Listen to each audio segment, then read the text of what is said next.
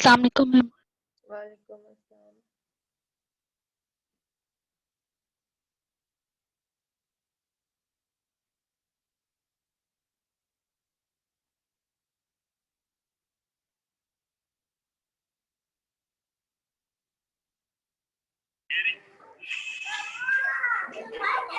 क्या बोली ना है?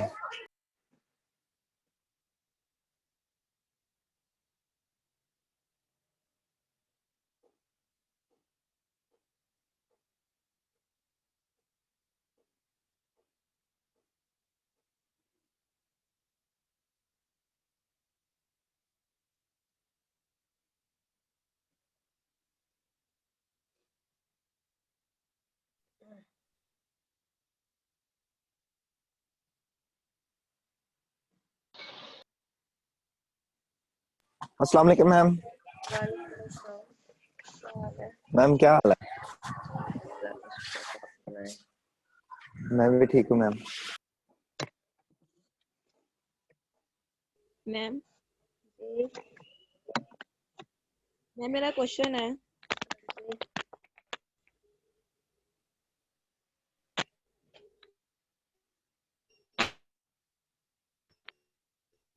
बोले।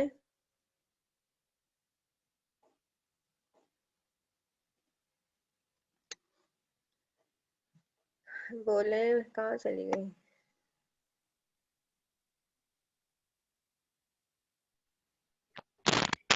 मैम ये जो को फैक्टर भी जो -1 था हाँ मैम, ये कुछ बोले, मुझे आपकी पहले आवाज नहीं आ रही थी, बताएं।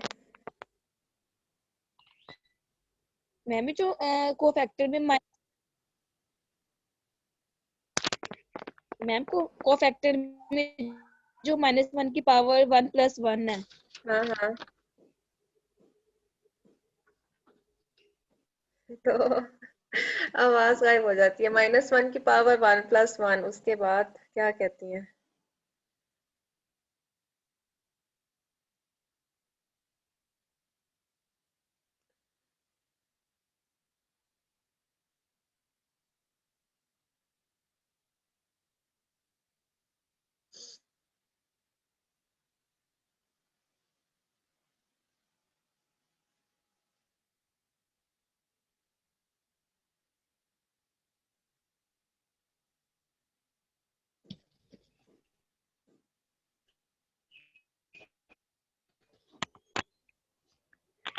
हाँ अब बोले बच्चे, आप क्या सवाल कर रही हैं?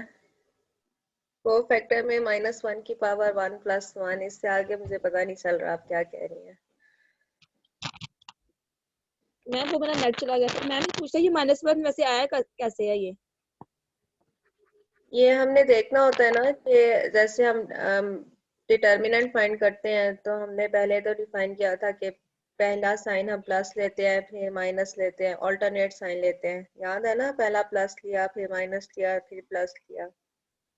ऐसे यस हम मैम। ऑल्टरनेट साइन ले रहे और होते हैं मैम ना, लेकिन ये को जो फैक्टर के अंदर हम वो नहीं लिख रहे होते कि प्लस है या माइनस, हम उसमें सारों में ही प्लस का साइन ले रहे होते हैं। लेकिन आना तो दरमियान में एक जगह माइनस का साइन होता है, दो प्लस के दरमियान एक माइनस का साइन आना होता है। तो हम यहाँ पर ये डिफाइन कर लेते हैं कि को फैक्टर के अंदर ही उस माइनस साइन को हम एडजस्ट कर रहे होते हैं। ठीक है, ताकि और एक मैम ये जो क्रैमर रूल, जी मैम इससे पहले हम रोज लेते हैं ना, रोज फिर बाद में कॉलम्स लेते हैं। एक मिनट जरा मैं हमारा रूल खोल लूँ। एक मिनट जरा रुको।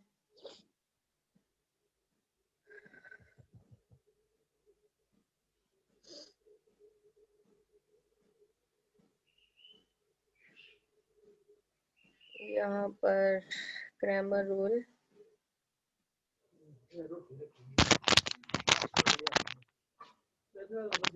कौन सा सवाल अभी क्रैमर रूल का? सवाल नंबर जरा बताइएगा क्रैमर रूल से जो है। मैम ये एग्जांपल है बुक में से। बुक के एग्जांपल इस वक्त मेरे पास नहीं है, अलबत्ता क्रैमर रूल है, ये है क्रैमर रूल है। जी बोले। सवाल नंबर 1 मैम क्रैमर रूल के साथ ही है। जी मैम पहले रोज लेते हैं ना, फिर कॉलम्स लेते हैं, जैसे C11 C12।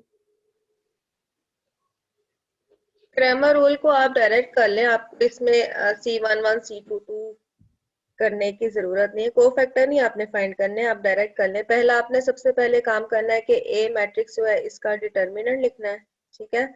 इस मैट्रिक्स का आपने डिटर्मिनेंट लिखा, रो वाइज आप इसको ओपन कर लें, पहली रो के साथ ही ओपन कर लें, ठीक है। जैसे यहाँ से पहला फैक्टर 2 लिखें और बाकी सबको कैंसिल करके इतना सा एक डिटर्मिनेंट आ जाएगा। इसी तरह से यहाँ से -1 लें, फर्स्ट रो और सेकंड कॉलम कैंसिल हो जाएगा, 3 4 -5 और 1 आ जाएगा, ठीक है। ये तो हो गया ए का डिटर्मिनेंट। अब जब हमने x और y और z या x1 x2 x3 तीन ही चीजें, या तो यहाँ पर आपके पास वेरिएबल x y z होंगे या फिर x1 y1 और x1 x2 और x3 तीन वेरिएबल्स होंगे, ठीक है।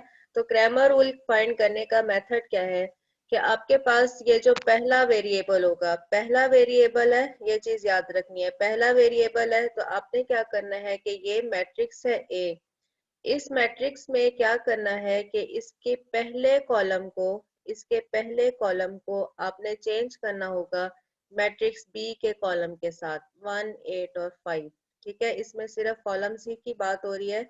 अगर आपने यहाँ से फर्स्ट वेरिएबल की वैल्यू, जैसे ये x है, फर्स्ट वेरिएबल की वैल्यू फाइंड करनी है, तो मैट्रिक्स ए में पहले कॉलम को, ये पहला कॉलम है 2 3 4, इसको चेंज करना है किसके साथ, ये मैट्रिक्स बी के कॉलम के साथ, और वो कॉलम कौन सा है 1 8 5, ठीक है। ये देखें जैसे यहाँ पे आपको नजर आ रहा है कि x पहला वेरिएबल है, इसकी वैल्यू फाइंड करने के लिए आपने क्या किया, मैट्रिक्स ए के पहले कॉलम को चेंज कर दिया 1 8 और 5 के साथ, ठीक है। सिर्फ कॉलम को ही चेंज करना है, बाकी देखें ये वैल्यू सेम रहेंगी, 1 1 -1, ये देखें 1 1 और -1, इसी तरह से यहाँ से 1 -5 और 1 1 -5 और 1 डिवाइड कर देना है इसको किसके साथ, ए के डिटर्मिनेंट के साथ।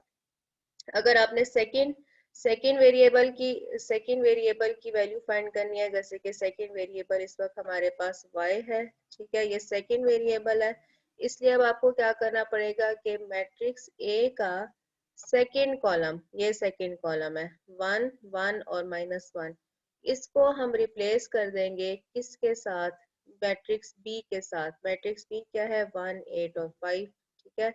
1 इस कॉलम की जगह हम लिखेंगे 1 8 और 5, और बाकी सेम रहेगा 2 3 4 1 -5 और 1, और डिवाइड कर देंगे किसके साथ, डिटर्मिनेंट ऑफ ए के साथ, ठीक है। तो इसका मतलब है कि क्रैमर रूल फाइंड करते हुए आपने कॉलम्स को चेंज करना होता है, सिर्फ कॉलम्स को। आगे आपको डिटर्मिनेंट फाइंड करना आना चाहिए। डिटर्मिनेंट आपको रो की तरह से भी कर सकते हैं, डिटर्मिनेंट आप कॉलम वाइज भी फाइंड कर सकते हैं, ठीक है। अब तो नहीं कोई मसला, नो हो गया क्लियर। हो गया क्लियर।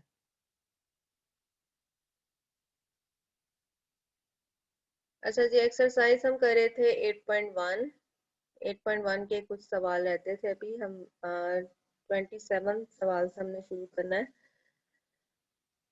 लीनियर वाला ही काम अभी हम कर रहे हैं। लीनियर हमने कल देख लिया था कि लीनियर इक्वेशन एक ऐसी इक्वेशन होती है जिसके अंदर वेरिएबल की पावर कितनी होनी चाहिए, 1 के अलावा कोई और पावर ना हो, ठीक है।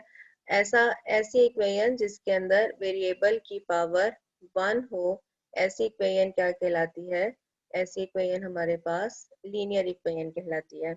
लीनियर इक्वेशन के ही हम सवाल करें, चूंकि जैसे मैंने आपसे कहा था क्रैमर रूल के आगे आपने एप्लीकेशन नहीं करनी है, लेकिन जो मैं आपको करा रही हूँ लीनियर में वर्ड प्रॉब्लम भी है, वो भी हम साथ साथ करेंगे, क्योंकि ये सवाल जो है ये पूछे जाते हैं, ठीक है। इसकी इक्वेशन बनानी आपको आनी चाहिए।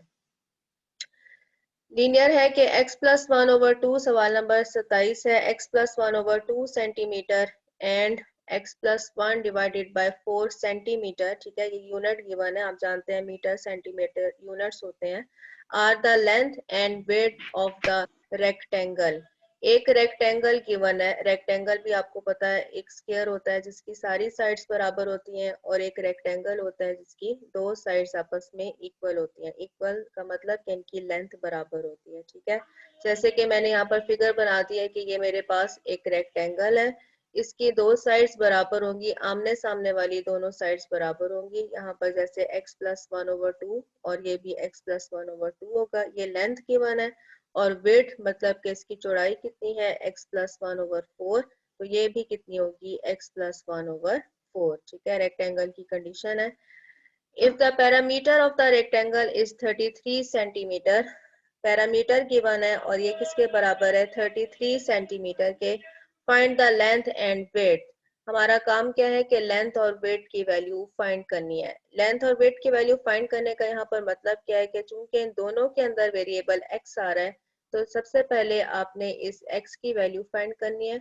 जैसे ही x की वैल्यू हमारे पास आ जाएगी, हम इसको यहाँ पर पुट कर देंगे और हमारे पास लेंथ और विड्थ दोनों आ जाएंगी।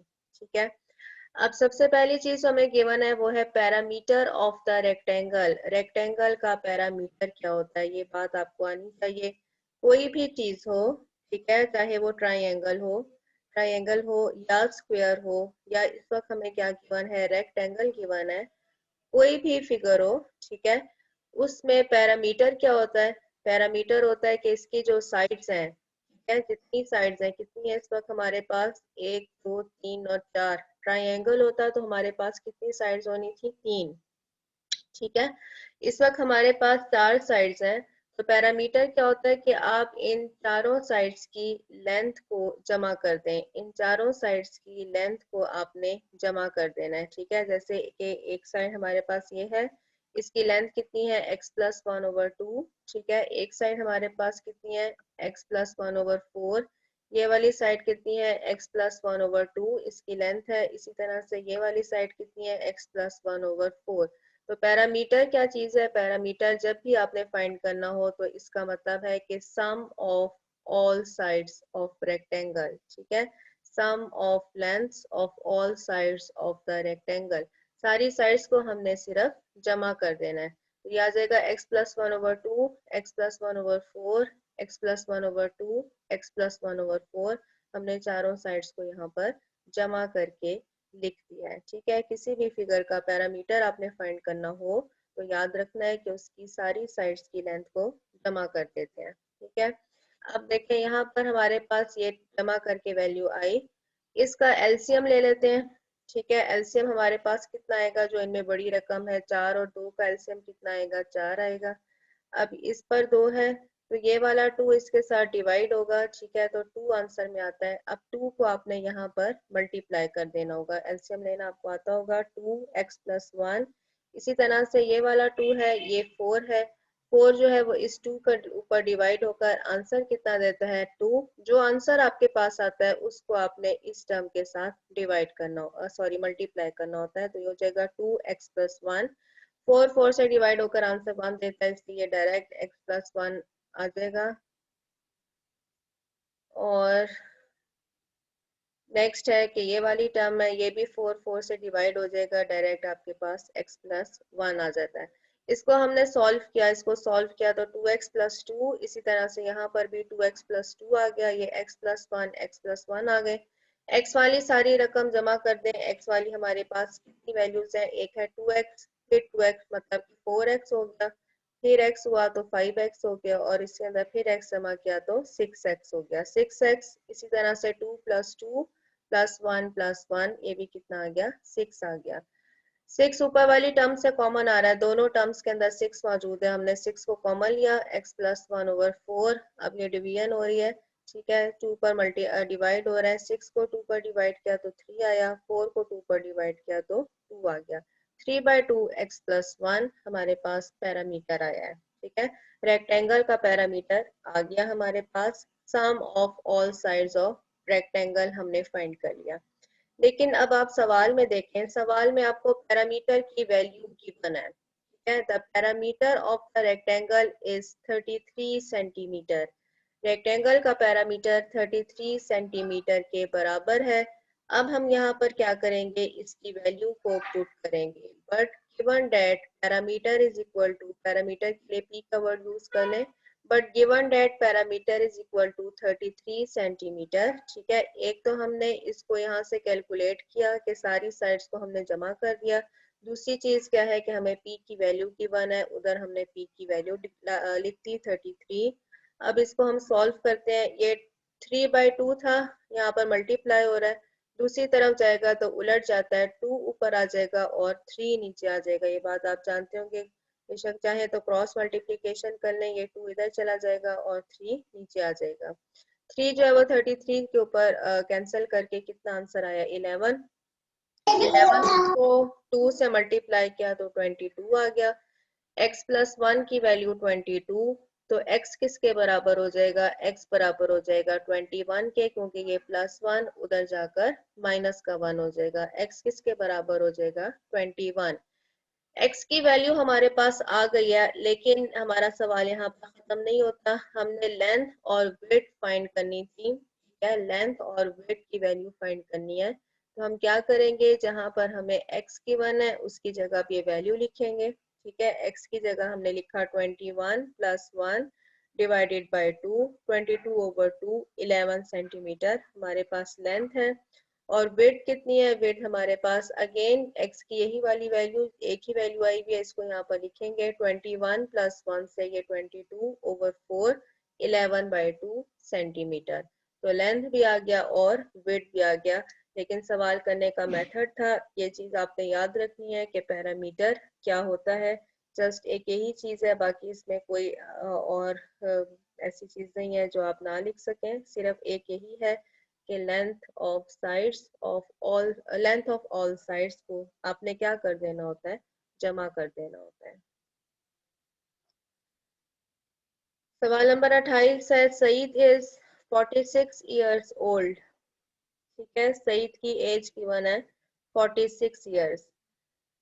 He is 4 years older than thrice his son's age. ठीक, एक बयान खुद बनानी है, इसलिए जरा नोट करें। सईद की एज गिवन है 46। ठीक है, अब नेक्स्ट क्या चीज है, आज बच्चे थोड़े कम है भाई, 23 है आज।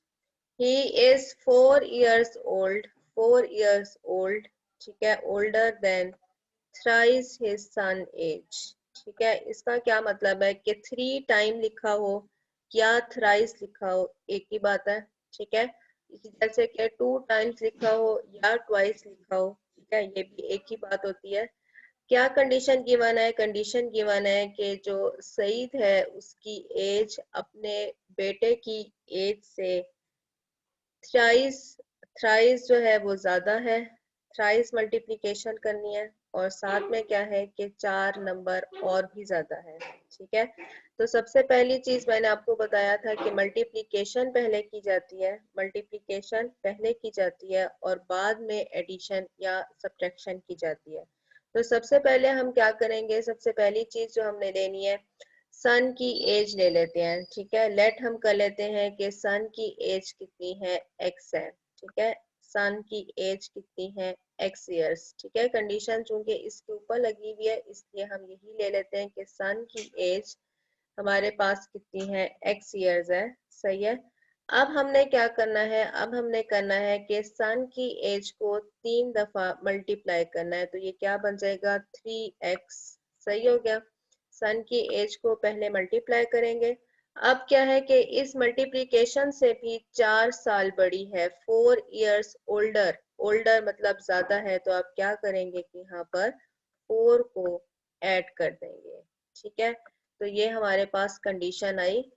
46 बराबर है 3x प्लस 4 के। ठीक है, x हमने सिर्फ क्या लिया हुआ है, सन की एज, इसमें सिर्फ ये वाली है x। फादर की एज हमने लिखी है सन की एज के मुताबिक। फादर की एज कितनी थी, 3 टाइम ऑफ एक्स, और उसमें आपने क्या करना था, 4 को जमा कर देना था। ये हमारे पास इक्वेशन बन गई। अब इसमें से हमने x की वैल्यू फाइंड करनी है। 46 में से 4 माइनस हुआ, 3x आ गया।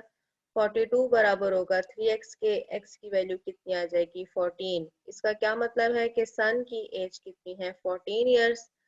तो फादर की एज कितनी होगी, आपने क्या करना हो, फादर की एज तो हमें गिवन है, सिर्फ आपने सन की एज ही फाइंड करनी थी। फादर की एज है 46 और सन की एज कितनी है 14 इयर्स।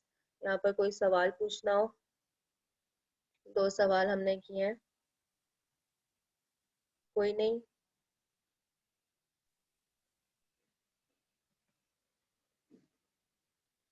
सवाल नंबर 29 है, एज से रिलेटेड ही है। Munir is 8 years more than Rashid.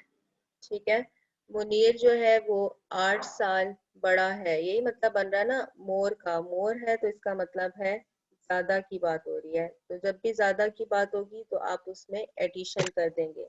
अगर ट्वाइस, थ्राइस या 3 टाइम्स या 2 टाइम्स लिखा हुआ है तो आपने मल्टीप्लिकेशन करनी होती है। ठीक है, ये बात याद रख लेनी है। Munir is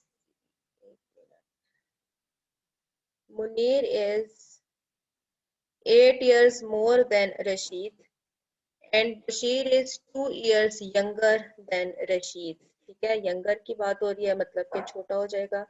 The sum of their ages is 60. तीनों की एज को जमा करें, मुनीर की, रशीद की और बशीर की, तो आंसर कितना आता है 60. Find the ages of Munir, Rashid and Bashir. आपने अलग अलग सबकी एज को फाइंड करना है। कंडीशन क्या लिखी हुई है, कंडीशन को देखते हैं। Munir is 8 years more than Rashid. ठीक है, मुनीर जो है वो रशीद से 8 साल बड़ा है। इसी तरह से बशीर जो है वो रशीद से कितना 2 साल छोटा है, यंगर की बात हो रही है, 2 साल छोटा है। इन सब की एज को जमा करें तो 60 आती है। हमने लेट कर लिया कि एज ऑफ मुनीर, मुनीर है तो एम के लिए एम वर्ड यूज कर लें। ठीक है, एक्स वाई जेड भी आप कर सकते हैं, लेकिन ज्यादा बेहतर है कि आप जो नाम का पहला हर्फ है उससे कर लें। Let the age of Munir be M. ठीक है, एज ऑफ रशीद हमने आर ले लिया है, एज ऑफ बशीर हमने बी ले लिया है। ठीक है, ये 3 ले ली। अब क्या कंडीशन है, मुनीर की एज जो है वो रशीद की एज से कितनी है, 8 साल ज्यादा है। तो क्या लिखेंगे, मुनीर बराबर है किसके, आर प्लस 8। रशीद की एज से 8 साल ज्यादा तो आर प्लस 8। ठीक है, इसी तरह से बशीर के लिए क्या कंडीशन है, बशीर के लिए कंडीशन है कि उसकी एज रशीद की एज से 2 साल कम है। तो यहाँ पर लिखा रशीद की एज को आर और उसमें से माइनस कर दिया 2। ठीक है, ज्यादा के लिए आपने एडिशन करनी है और यंगर है तो उसके लिए आप क्या करेंगे, माइनस कर देंगे। तो रशीद की एज से 8 साल ज्यादा और रशीद की एज से 8 साल कम। ठीक, अब ये 2 कंडीशंस थी। इसके बाद तीसरी कंडीशन क्या थी कि तीनों की एज को जब हम जमा करते हैं तो आंसर किसके बराबर आता है, 60 के। Munir plus Rashid plus Bashir, answer कितना आ गया 60। अब हमने क्या करना है, यहाँ पर मुनीर की जगह एम की जगह हमने क्या लिखना है, आर प्लस 8, इक्वेशन 1 को यहाँ पर यूज किया। आर इटसेल्फ वैसे ही है। बशीर की जगह भी क्या लिखा, आर माइनस 2। ठीक है, इज इक्वल टू 60। एक ही वेरिएबल आ गया, एक ही वेरिएबल है मतलब कि आर हमारे पास जस्ट आ रहा है, बाकी वेरिएबल यहाँ से हमने उसी के रेफरेंस से लिखे हैं। तो ये R plus R plus R 3R हो गए और 8 में से 2 माइनस हुए तो 6 आ गया, 60 के बराबर है। 3R की वैल्यू 60 माइनस 6 मतलब कि 54 हो जाएगी। आर किसके बराबर हो जाएगा, 54/3, 18। ठीक है, इसका मतलब है कि रशीद की एज कितनी हो गई, 18 साल। मुनीर, मुनीर किसके बराबर था, आर प्लस 8 के बराबर था। 18 प्लस 8 26 हो जाएगा। ठीक है, इसी तरह से बशीर किसके बराबर था, आर माइनस 2। 18 में से 2 माइनस हुआ तो 16, हमारे पास आंसर आ गया। देयरफॉर आपने लिख दिया कि मुनीर की एज 26 इयर्स है, रशीद की एज 18 इयर्स है और बशीर की एज 16 इयर्स है। कोई सवाल करना हो, कोई सवाल, कोई नहीं।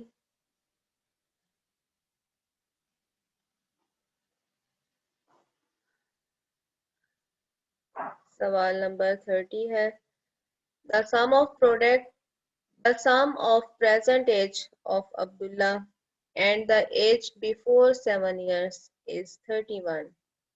क्या लिखा हुआ है, The sum of present age of Abdullah and the age before 7 years is 31. दो एजेस को हम, अब्दुल्ला की 2 एजेस की बात कर रहे हैं, एक प्रेजेंट एज की और एक 7 साल पहले। ठीक है, जैसे कि इस वक्त अगर आपकी उम्र 20 साल है, सही हो गया, तो 20 साल की एज और इसी तरह से जो 7 साल पहले आपकी एज थी 13 इयर्स बनेगी। ठीक है, 20 में से आप 7 माइनस कर देंगे, 13 इयर्स बनेगी। इन दोनों एजेस की बात हो रही है, प्रेजेंट एज की भी और 7 साल पहले। 7 साल पहले की बात है तो इसका मतलब है कि आपने प्रेजेंट एज में से 7 साल को माइनस कर देना होगा, ठीक है। The sum of present age of Abdullah and the age before 7 years is 31।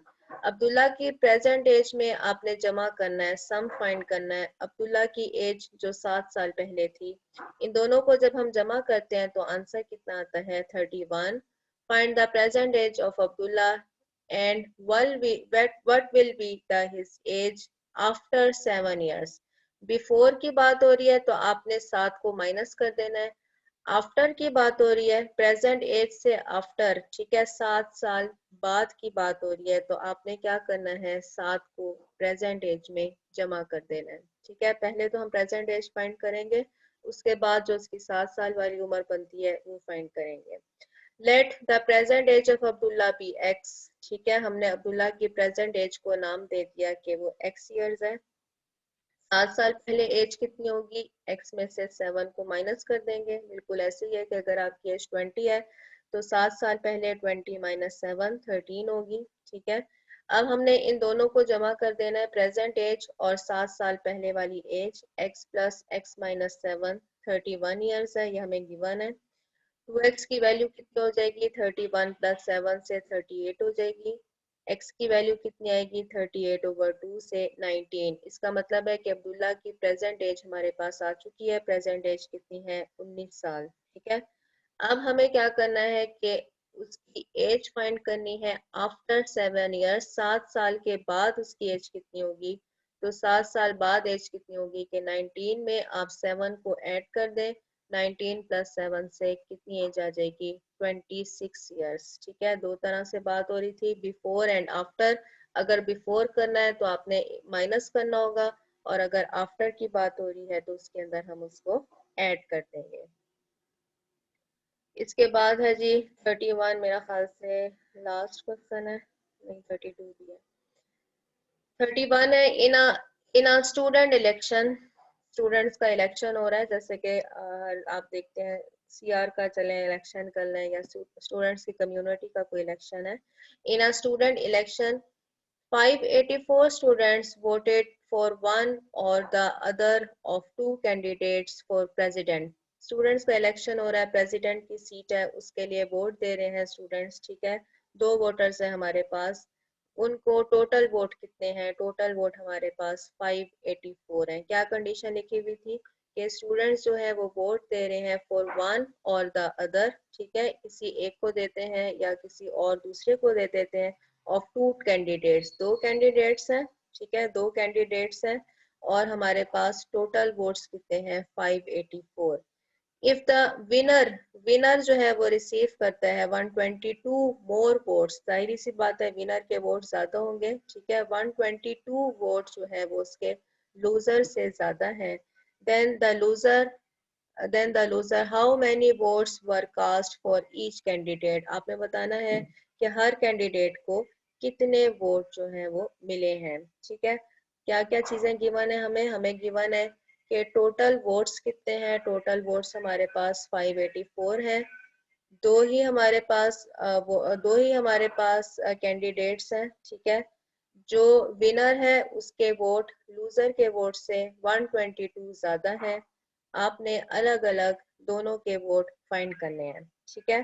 तो हम बात कर लेते हैं कि लेट कर लेते हैं, क्योंकि हमें ये गिवन है कि लूजर के वोट जो है विनर के वोट जो है वो 122 ज्यादा है, किससे किससे ज्यादा है, लूजर के वोट से, ठीक है। तो हम लेट कर लेते हैं कि लूजर के वोट एक्स है, ठीक है।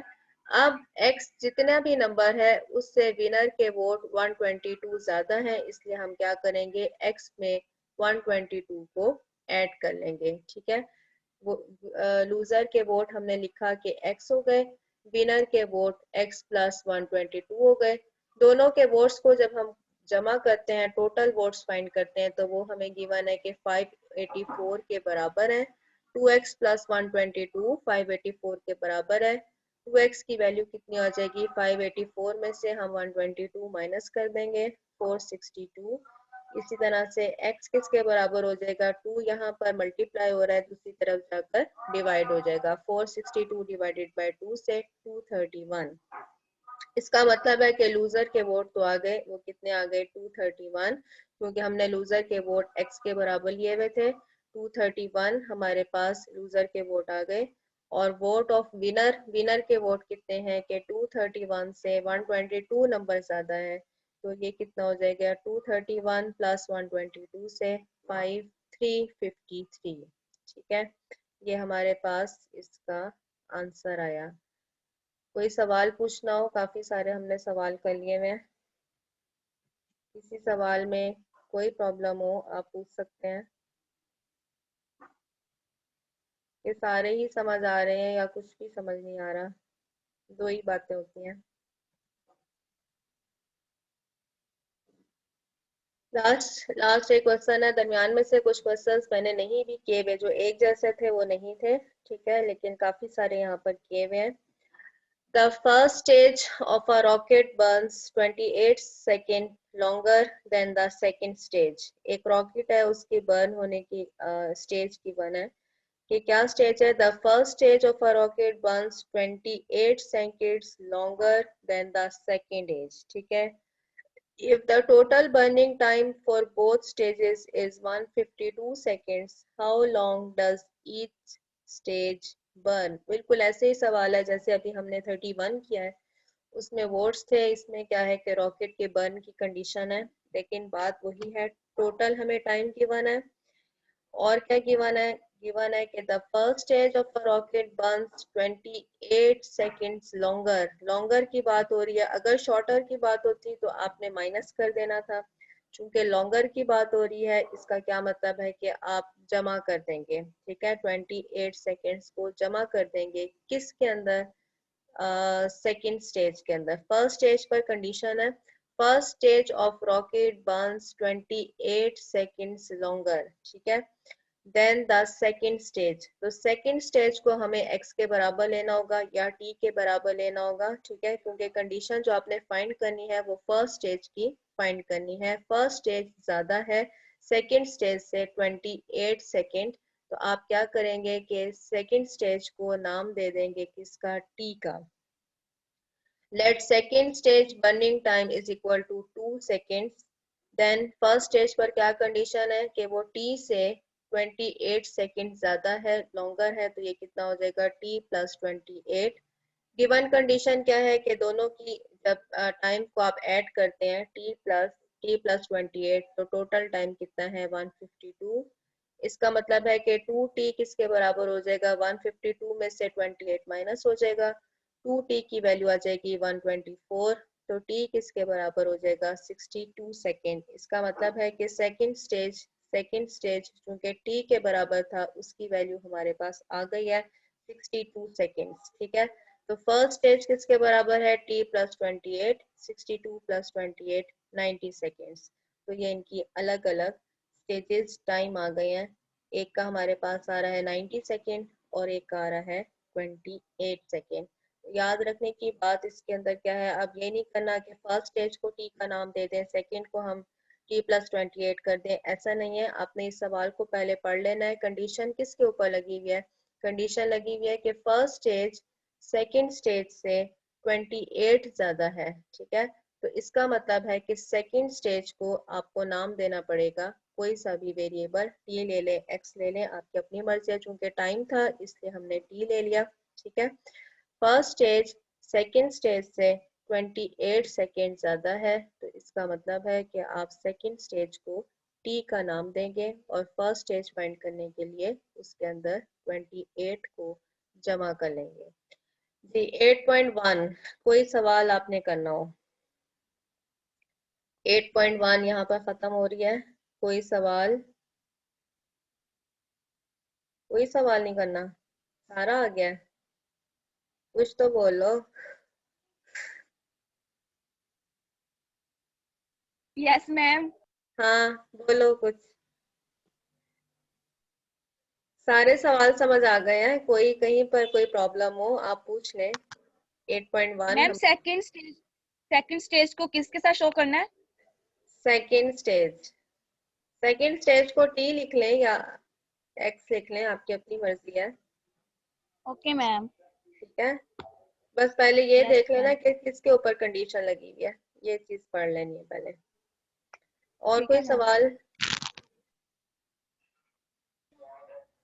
मैम आप ये नोट्स हमें भेजेंगी ना ग्रुप में? हाँ, ये मेरा ख्याल से मैंने भेज भी दिए मैं, ऐसा नहीं है। अगर नहीं भेजे तो मैं भेज दूंगी। एलिमेंट्री मैथ वाले ग्रुप में मैंने ये भेज दिए मैं, कल परसों के बल्कि। ठीक है ना?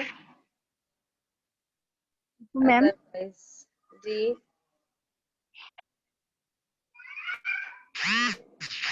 मैम हाँ हाँ, बोले आपसे एक रिक्वेस्ट थी। जी।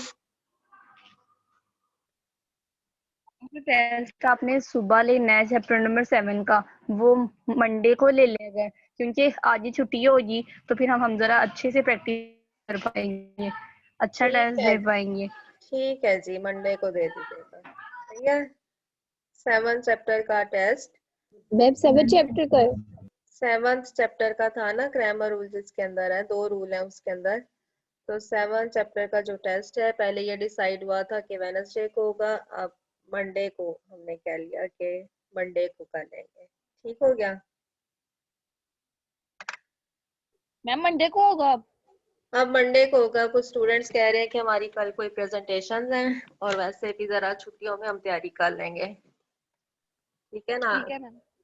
तो फिर मंडे को कर लेंगे। छोटा सा टेस्ट है, 7-8 सवाल ही है उसके अंदर और 2 ही रूल आपने लगाने हैं। अच्छी तैयारी कीजिएगा। ठीक, तो मंडे को इंशाल्लाह हम कर लेंगे। आज स्टूडेंट्स काफी कम है। मैम उसके सारे क्वेश्चन करने हैं 7 चैप्टर के? 7 चैप्टर के आपने सिर्फ पहले 8 सवाल करने हैं, इसलिए कि उसके बाद जहां से वर्ड प्रॉब्लम एप्लीकेशन शुरू हो रही है वो आपने नहीं करनी है। ठीक। और एक मैसेज अभी आया है कि मैम वीडियोस भी भेज दीजिएगा। तो बच्चे जैसे ही लेक्चर खत्म होता है तो मैं आपको लिंक शेयर कर देती हूँ। मैंने लिंक शेयर किए होंगे आपके ग्रुप के अंदर। सही है। वो जो इस वक्त क्लास हो रही होती है उसी की रिकॉर्डिंग जो है वो मैं भेज देती हूँ क्लास खत्म होने के साथ ही। ठीक। मैम अगर इसके आप 8 क्वेश्चन करने हैं ना बस? बस 8 सवाल, हाँ जी, पहले 8 सवाल ही करने हैं। छोटा सा टेस्ट है, 2 मेथड करने हैं बस, एक ग्रामर और एक इन्वर्जन मेथड। मंडे को इंशाल्लाह फिर आपका टेस्ट हो जाएगा। टेस्ट करने का मेथड ये होगा कि पहले मैंने आपसे कहा था कि व्हाट्सएप पे तो मेरे पास ढेर लग जाएगा टेस्ट का। तो आप ऐसे कीजिएगा कि मैं आपको ईमेल अपना बताती हूँ। ठीक, तो ईमेल मैं आपको मैसेज कर दूंगी ग्रुप के अंदर, उसी ईमेल पर आप मुझे टेस्ट जो है वो भेज दीजिएगा। ऐसे ज़्यादा बेहतर है, मेरे पास महफूज भी रहेगा। एक तो पहली बात कि हमें इसका रिकॉर्ड भी चाहिए होता है और दूसरी बात ये कि ईमेल पर ज़रा रश कम लगेगा, वरना मोबाइल मेरा टेस्ट से भर जाना है। सही है। ईमेल में आपको बता दूंगी, टेस्ट की पिक लीजिएगा। पिक लेने के बाद अगर आपको पीडीएफ बनानी आती ही होगी क्योंकि बच्चे इस दफा बहुत फास्ट होते हैं हमसे भी ज्यादा। तो टेस्ट के लिए टेस्ट की आप पिक बनाएं। ठीक है। पिक बनाने के बाद अगर आप उसकी पीडीएफ भी बना देते हैं, जैसे टेस्ट अगर आपका 2-3 सफ़ों के ऊपर है तो पीडीएफ बनाकर ये होता है कि वो एक ही सीक्वेंस के अंदर हमारे पास टेस्ट आ जाएगा आपका। ठीक है। तो पीडीएफ बनाकर और फिर आप मुझे मेल कर दीजिएगा और मेल पर आप मेंशन कर दीजिएगा कि आपका रोल नंबर कौन सा है। ठीक है। रोल नंबर साथ में मेंशन कर देना है ताकि मेरे पास रिकॉर्ड रहे। और कोई बात जी? टेस्ट वेडनेसडे को हो गया। ऑनलाइन क्लास का भी मैंने रिकॉर्डिंग का भी बता दिया। अदरवाइज ये है कि मैं आपको दोबारा लिंक शेयर कर दूंगी, उसमें कोई मसला नहीं है। 7 चैप्टर का लिंक मैं आपको दोबारा भी शेयर कर सकती हूँ। वैसे मैं साथ ही जैसे ही क्लास खत्म होती है उसके आधे घंटे के अंदर मैं आपको शेयर कर देती होती हूँ। और दूसरी बात क्या थी कि यहाँ पर 8.1 हमारी कंप्लीट हुई है। इसके अंदर आपको ज़्यादा मेरा ख्याल से प्रॉब्लम नहीं हो रहा, वरना तो आप शोर मचा देते होते हैं। ठीक है। तो फिर आज 8.2 अब हम नेक्स्ट सेशन में शुरू करते हैं। मैम जी अगर किसी को मेल नहीं करना आता तो फिर वो क्या करे, व्हाट्सएप कर सकते हैं? मेल नहीं करना आता? मेल तो आपका बना ही होता है। नहीं मेल नहीं, नहीं मेरा नहीं करना बना आता तो हुआ। चले ठीक है, दूसरी ऑप्शन ये है कि आप व्हाट्सएप कर दीजिएगा, लेकिन व्हाट्सएप में ये है कि फिर वो